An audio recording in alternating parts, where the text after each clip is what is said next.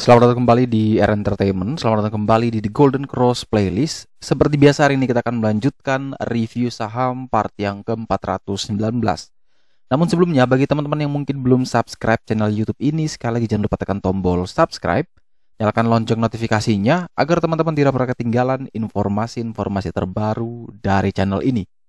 Di part yang ke-419 kali ini, kita akan kembali mereview 6 saham, di mana saham Rans, SKMI, PTRO, Waskita, JSMR, dan BSDE. Ini beberapa saham yang teman-teman request, dan ada beberapa saham yang saya pilih karena dia dekat dengan support terkuat atau dekat dengan PBL.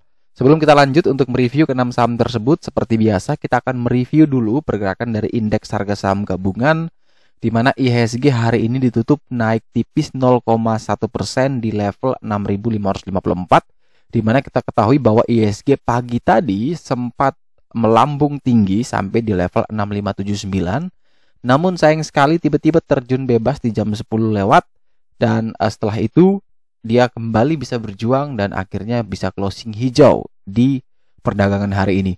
Nilai transaksi 10 triliun, ini masih termasuk tidak seperti biasanya. Kemudian average untuk saham-sahamnya ya 243 saham ini bergerak naik, 270 saham turun, dan ada 164 saham yang bergerak stagnan.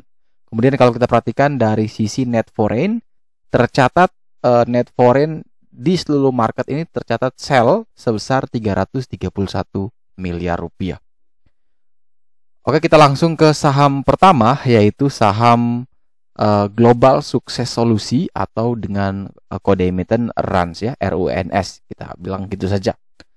Di mana saham ini nilai transaksinya tidak terlalu besar, cuma 100 juta, volumenya kecil berarti, sehingga teman-teman kalau yang mau beli ya tunggu ada peningkatan volume, ini bisa diambil. Tapi yang menjadi menarik adalah memang di level saat ini jaraknya juga tidak jauh-jauh dari level support terkuatnya atau support PBL di 270.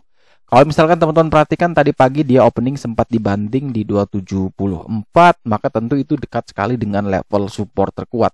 Oleh sebab itu, teman-teman kalau yang mau membeli, ada 3 aturan penting yang harus teman-teman ikuti. Yang pertama adalah pastikan dulu harga saham ini berada minimal sama dengan 270. Kalau dia masih bisa kuat bertahan di level ini, silakan ambil dengan range buy 270 sampai dengan 274. Dan yang terakhir, teman-teman bisa prepare untuk cut loss-nya ya, bisa pasang 3 tick dari level PBL atau bisa diatur sesuai dengan preferensi masing-masing. Untuk target kenaikan ya teman-teman bisa disesuaikan, bisa ke 284, bisa ke 302, ini adalah area resist PBH saat ini, atau bisa menuju 40 hari harga tertinggi di 448. Ini tergantung strategi masing-masing, dan teman-teman bisa kawal dengan trailing stop saja ketika harga itu sudah bergerak naik. Sekali lagi selalu saya ingatkan, yang dibatasi itu adalah risiko. Risiko itu jangan dihindari tapi dikelola ya. Dikelola sebaik mungkin agar risiko yang tadinya besar jadinya minimal sekali. Tapi potensi upside itu tidak kita batasi. Biarkan potensi upside itu terbuka lebar, tapi yang perlu kita batasi adalah selalu soal risiko. Jadi kalau selalu orang bilang apa? Dalam successful trading itu 80% itu berada di mindset dan 20% hanya di tools. Jadi kalau mindset teman-teman salah, tentu ya secara teoritisnya ya teman-teman tidak pernah menang gitu ya, tidak pernah bisa menghasilkan sesuatu. Karena apa? Dari mindsetnya saja sudah salah, bagaimana harus bisa menang gitu. Tapi kalau mindsetnya tepat, maka teman-teman pasti akan melakukan eksekusinya juga tepat. Jadi sekali lagi, risiko itu bukan untuk dihindari, tapi untuk diambil dan dikelola agar risiko tersebut yang jadi besar bisa terminimalisir dengan baik. Tapi kalau misalkan untuk saham ini, kalau misalkan langsung di bawah 270, otomatis kan dia tidak mengikuti rule pertama tadi. Ya sudah, jangan masuk. Ya jangan ngotot masuk gitu. Kalau misalkan ternyata dia malah terbang terus, ya sudah, kita bisa cegat di sini ada 284. Ini ada gold line. Breakout 284 boleh kita ambil. Cut loss ya di bawah 280, target ke 302. Tapi kalau tidak mampu tembus 280 kemudian turun dulu, ya sudah, ambil 270 sampai 274. Ini adalah range buy yang cukup menarik untuk saham RUNS ini. Next kita punya saham SKMI atau Wilton Makmur Indonesia, di mana saham ini tutup naik 7,35% di harga 73. Ini ada yang request juga bahwa dia beli saham ini, saham Rans, kemudian saham SKMI, dan peta selanjutnya seperti apa ya. Nah, ini coba kita lihat di sini. Saham SKM ini sebenarnya sempat berada di zona 81. Pagi tadi dari 68 dia terbang ke 81. Namun sayang sekali dia harus closing di 73. Dan kita ketahui bersama bahwa 81 ini ternyata merupakan area PBL yang mana saat ini menjadi resist terkuat. Karena dia tidak mampu tembus dari 81, tentu ini masih belum baik-baik saja untuk SKMI. Kalau dia bisa naik lagi di atas 81 atau minimal tadi closing di 81, itu sudah sangat menarik untuk SKMI. Tapi karena ini masih belum tembus, tentu kita, kalau saya pribadi tidak mau berspekulasi lebih banyak lagi. Ya, walaupun kita tahu bahwa 73 ke 81 itu juga masih ada potensi cuannya ya. Bisa cuan juga tuh dari range sekecil itu. Tapi tentu kalau dia belum breakout dari PBL, tentu bagi saya pribadi itu belum aman. Ya, karena balik lagi nih, seperti yang saya katakan tadi, level confidence setiap orang itu berbeda-beda. Ketika kita mau trading, mau invest di instrumen manapun, itu level confidence-nya berbeda-beda. Ada yang sanggup bermain di forex, ada yang sanggup bermain di cryptocurrency, ada yang sanggup bermain di yang binary option, tapi ada yang cuma bisa di saham, ada yang mungkin cuma maunya nabung aja di deposito, di reksadana. Jadi itu yang saya bilang tadi, level confidence setiap orang berbeda-beda, level risk profile setiap orang berbeda-beda. Nah, kalau saya pribadi, saya akan menunggu konfirmasi, ada sinyal konfirmasi. Selama ini saya pakai the golden cross chart ya, di mana ketika dia berada di atas dan dekat dengan PBL, maka itu bagi saya satu momentum untuk saya ambil. Nah, tapi kalau saya lihat cara seperti ini, tentu kalau saya pribadi, saya akan menunggu memastikan kembali dia bisa breakout 81 atau tidak. Kalau dia bisa breakout 81, tentu saya bisa ambil, bisa membuat satu keputusan untuk masuk. Tapi kalau selama dia masih belum, ya sudah, saya wait and see, saya cari emiten lainnya. Karena ada 700 emiten, tidak mungkin semua emiten itu turun terus. Pasti ada yang naik. Seperti tadi kan, 200 lebih saham naik di saat yang lain 300 lebih turun. Jadi tetap akan ada saham yang naik di setiap harinya, tapi itu tidak semua kita bisa menemukan saham-saham mana yang akan naik di hari esok atau kapanpun itu. Jadi sekali lagi untuk SKMI yang mau ikut rules saya, monggo ya, tunggu dia naik dulu di atas 81 baru kita ambil. Tapi kalau ada yang mau nekat, ini saya tetap mau beli nih, lumayan ke 81 TP kan sudah cuan lumayan. Ya sudah, tidak masalah, saya juga bisa bantu di sini. Ada level support psikologis di 70. Mungkin teman-teman ambil 73 ya, di bawah 70 cut loss dong. Atau bisa cut loss di sini nih 66, ada white line sekaligus harga terendahnya. Ya boleh. Katakan ambil di 73, 72, ternyata dia turun ya. Kalau sampai 66 bisa di cut loss. Jadi ini kembali lagi kepada masing-masing ya. Hanya siap tidak ketika dia turun atau bergerak tidak sesuai dengan keinginan kita mau tidak untuk cut loss. Tapi bagi saya pribadi, pesan saya pribadi, wajib teman-teman disiplin dengan trading plan, wajib disiplin dengan cut loss yang sudah teman-teman sepakati. Tapi kalau asal masuk, asal nekat, tidak mau cut loss, nah itu yang saya cukup benci sama orang-orang seperti itu. Jadi berani masuk tapi lupa untuk batasi risiko. Ketika risiko itu sudah terlalu lebar, risiko itu sudah besar sekali, baru panik, baru bingung, baru mulai mencoba berpikir saya harus cut loss di mana. Dari kemarin tidak cut loss, pasti jawabannya adalah sama. Saya tidak mau cut loss karena takut dia naik lagi. Nah kalau turun, nah itu mindsetnya itu selalu beranggapan bahwa saham yang saya pegang ini pasti bisa naik kok, Tapi ketika terus turun, maka di situ semuanya mulai berubah, mulai bimbang. Apakah tetap harus nahan atau ya sudah kita ikhlas untuk cut loss? Dan bagi saya itu sudah telat. Dan justru ketika kita ambil keputusan untuk cut loss, disitulah dia naik. Kenapa? Karena dia sudah turun begitu lama.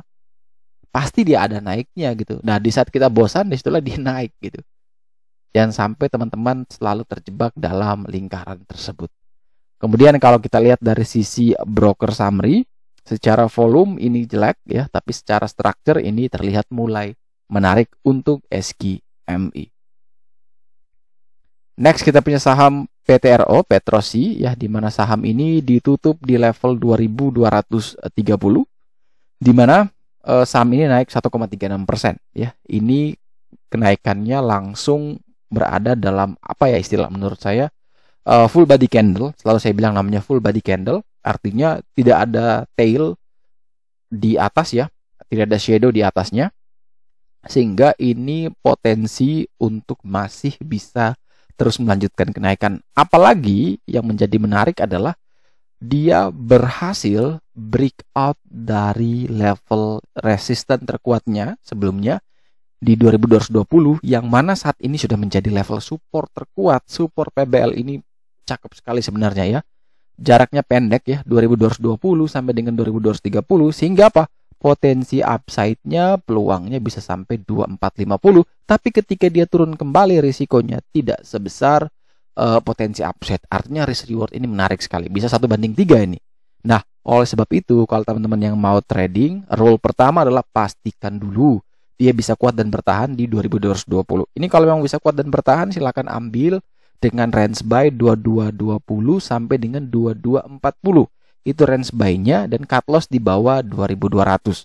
Bisa di 2170, 2160, bisa diatur batasan cut loss di sana atau sesuai dengan preferensi risiko masing-masing.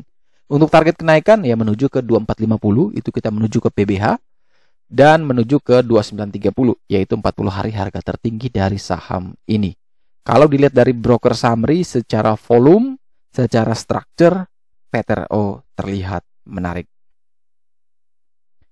Next kita punya saham WSKT dengan nama Waskita Karya Persero Tbk, di mana hari ini ditutup naik 1,35% di level 750. Waskita sedang dalam masa right issue ya. Dia mencoba untuk menggalang dana kembali setelah beberapa hari banyak yang mulai kebingungan ketika sebelumnya sudah ada keluar jadwal di 487 kalau tidak salah. Sekarang harga right issue-nya malah di 620 dengan rasio 1,4 miliar 1 miliar saham lama itu dapat hak 1,4 miliar saham baru di 620, sedangkan market di 750. Jadi seperti yang selalu saya ajarkan bahwa ketika right issue kita harus lihat tujuan right issue itu apa ya. Ketika tujuan right issue itu untuk menambah pengendali baru, pemegang saham baru, tentu biasanya harga saham lebih premium dibandingkan market. Tapi ketika ingin mencari dana segar, misalnya untuk bayar utang atau melakukan apapun itu, ekspansi, nah dan tidak ada pemegang saham lama yang menebus ya, menjadi standby buyer, tentu pasti harga right issue akan berada lebih murah daripada harga market. Agar supaya apa? Agar supaya investor retail seperti kita tebus ya, biar mereka dapat duit, kita yang tebus gitu. Jadi mereka harus maintain betul harga marketnya, jangan sampai jatuh di bawah harga pelaksanaan. Kalau itu terjadi, tidak ada satupun retail yang mau tebus. Kenapa? Ya mending beli di market daripada kita tebus harga right issue-nya gitu. Nah, inilah yang selalu saya bilang, perhatikan ketika right issue, perusahaan ini mau cari untuk apa dana ini? Apa untuk menambah pemegang saham baru, atau untuk mendanai ekspansi, atau untuk membayar utang? Nah, kasusnya Waskita ini karena dia banyak sekali utangnya, memang dia fokus untuk bisa menyelesaikan utang-utangnya agar likuiditasnya dia bisa membaik. Dan ketika nanti proyeknya muncul kembali, dia sudah siap gitu, sehat secara keuangan. Pertanyaannya adalah gini, mau tebus nggak WSKT? Kalau yang baru mau beli, ya tentu ini tidak terlalu jauh. Tapi kalau yang sudah punya di 1.400, 1.700 bahkan nyangkut di harga sana, tentu ini adalah deal yang menarik sebenarnya. Silakan ditebus saja di harga 620. Karena potensi drop down dari harga awal beli kemudian ketemu dengan sekarang, maka nanti average-nya kurang lebih di tengah-tengahnya. Misalnya teman-teman beli di 1.400, paling average-nya bisa di 700 atau di 600-an, dan harganya sudah tidak terlalu jauh lagi dengan harga teoritis nantinya. Nah, harga teoritis kan kita akan hitung ketika cum date berakhir ya, waktu cum date tanggal 24 closing itu kita pakai sebagai rasio untuk kita menghitung. Saya kemarin sempat ya menghitung di Telegram ya, teman-teman, saya coba buka sebentar. Saya sempat hitung kemarin buat teman-teman di grup saya, di mana di sini saya coba tunjukkan teman-teman. Nah, ini saya pakai harga lama 750 atau harga closing. Saya asumsikan ini adalah harga closing waktu cum date nantinya. Kemudian dengan harga pelaksanaan di 620, kemudian setiap 1 miliar pemegang saham lama WSKT akan mendapatkan hak 1,4 miliar sekian ya, hak baru di 620. Nah, kalau kita hitung, maka kita akan menemukan nanti harga teoritisnya kurang lebih di level ini, 670 sampai 675. Inilah harga teoritis. Nah, kalau teman-teman misalkan beli di 1400, kemudian mengikuti right isunya, otomatis kan nominalnya tinggal dikali saja nih. Misalkan beli di 1400 10 juta misalkan. Maka ketika mau tebus dapat dengan angka yang sama, mungkin teman-teman hanya bayar sekitar 600.000, 700.000. Nah, kemudian ketika itu di average, teman-teman pasti punya harga average bukan lagi di 1400, pasti sudah lebih rendah. Bisa di 800, bisa di 700, dan jaraknya dekat dengan harga teoritis. Ketika teoritis naik sedikit ke 750 katakan atau ke 800, teman-teman sudah cuan. Itu yang biasa dilakukan gitu. Tapi kalau misalkan teman-teman ini harganya terlalu tinggi sekali, misalkan, tapi tidak mau tebus, maka teman-teman butuh upside untuk dia kembali ke harga tertentu cukup panjang sekali atau cukup lama, cukup membutuhkan waktu ya. Jadi makanya selalu saya sarankan kalau memang itu niatnya invest kemudian bisa dapat lebih rendah, ya silakan saja teman-teman bisa ambil opsi untuk tebus ya. Tapi balik lagi, ini disclaimer ya, tidak semua orang siap gitu. Karena ada case-nya, contoh kayak BBKP. Habis ditebus bukan naik malah turun. Siapa yang siap ketika tebus malah turun? Artinya kan kita suntik modal lagi. Ketika sudah suntik modal malah dia turun. Kan rugi dong. Ya itu balik lagi kepada masing-masing, mau ready untuk ikut itu atau tidak. Kalau saya pribadi, BBKP kemarin saya ikut, WSKT kali ini saya akan lihat dulu sikonnya. Kalau ada selisih cukup besar dari 620 ke 750, ini kan masih tidak terlalu lebar juga nih. Kalau misalkan WAS kita di harga 800, 850, nah itu mungkin kita bisa pertimbangkan tebus saja karena harganya sudah spreadnya sudah cukup lebar. Tapi kalau masih lebih dekat lagi dengan 620, ya lebih baik kita jangan tebus aja, langsung beli di market aja. Karena ya itu tadi, prosesnya panjang, lebih baik langsung eksekusi aja di market. Ada potensi dia bisa naik sebentar, kita bisa TP juga. Nah, ini kembali kepada strategi masing-masing. Tapi kalau dari teknikal yang tidak mau ikut track issue atau yang mungkin belum punya sahamnya dan ya tidak peduli dengan track issue, saya mau trading saja, kira-kira trading plan-nya seperti apa untuk was kita? Di sini saya kasih informasi bahwa level PBL, level yang kita kenal sebagai support terkuat itu di 755. Namun karena harga was kita saat ini 750, PBL ini sudah bukan menjadi level support terkuat, tapi level resisten. Oleh sebab itu, kalau was kita ini tidak bisa naik di atas 755, tentu ini potensi penurunannya cukup dalam. Kalau teman-teman yang mau membeli, pastikan besok breakout di atas 755, silakan buy. Cut loss di 730, target ke 830. Kalau dia selama tidak bisa naik di atas 755, lebih baik kita wait and see untuk saham ini. Kalau dilihat dari sisi broker summary, secara volume ini terlihat menarik, secara structure ini terlihat menarik juga untuk WSKT. Next kita punya saham Jasa Marga YSMR, di mana saham JSMR ini ditutup naik 0,26% di harga 3930 ya, di RTI 0,26 ya. Kemudian kalau teman-teman perhatikan bahwa JSMR ini masih ketahan kuat di area dekat PBL. PBL di 3910, closing 3930, dan ini dekat sekali. Makanya indikator Golden Cross menunjukkan bahwa ini masih low risk. Dan kalau teman-teman mau membeli, sekali lagi rulesnya adalah pertama pastikan kuat bertahan di 3910. Kalau bisa kuat dan bertahan silakan pertimbangkan buy dengan range 3910 sampai dengan 3930. Cut loss di 3870, 3860, 3850 bisa dipilih sesuai dengan preferensi masing-masing. Untuk target kenaikan bisa menuju 4100, itu adalah area PBH atau resist terkuatnya, atau bisa sampai ke level 40 hari harga tertinggi di 4520 sebagai titik untuk taking profit. Kemudian kalau dilihat dari sisi broker summary secara volume, ini terlihat belum menarik. Secara struktur ini juga terlihat belum menarik ya. Jadi teman-teman bisa perhatikan betul.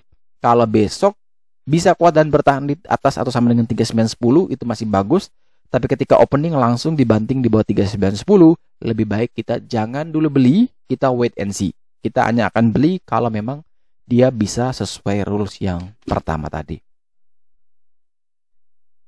Dan saham terakhir yang akan kita review di part yang ke-419 hari ini adalah saham BSDE atau Bumi Serpong Damai Tbk. Di mana saham BSDE ditutup naik 1,5% di harga 1010. Di mana kalau teman-teman perhatikan bahwa ini cukup bagus sekali untuk BSDE. Setelah dia mengalami penurunan yang cukup ekstrim, kemudian dia mencoba untuk naik. Dan ini ketahan di area resist PBL, resist yang sangat kuat sekali di 1015. Ini kalau besok dia bisa breakout 1015, maka potensi bisa sampai ke 1090. Dan teman-teman bisa ambil opsi untuk buy ketika dia bisa breakout di 1015. Tapi selama dia tidak mampu breakout di 1015, ya lebih baik kita jangan masuk. Kemudian kalau misalkan nih besok breakout di 1015, kita ambil di misalkan 1015 sampai dengan 1025 katakan. Turun lagi di bawah 1015, prepare cut loss di mana? Di bawah 1000. Di bawah 1000 kita lepas semua. Kemudian kalau kita lihat dari sisi broker summary secara volume, structure, BSDE ini menarik. Oke, sekian dulu review saham part yang ke-419 hari ini. Terima kasih banyak teman-teman yang telah setia menonton. Sekali lagi jangan lupa like, subscribe, dan share agar semua informasi yang ada dalam video ini berguna, bermanfaat, dan tentunya bisa menjadi panduan trading di keesokan harinya. Sekali lagi terima kasih banyak. Sampai jumpa dan semoga membantu.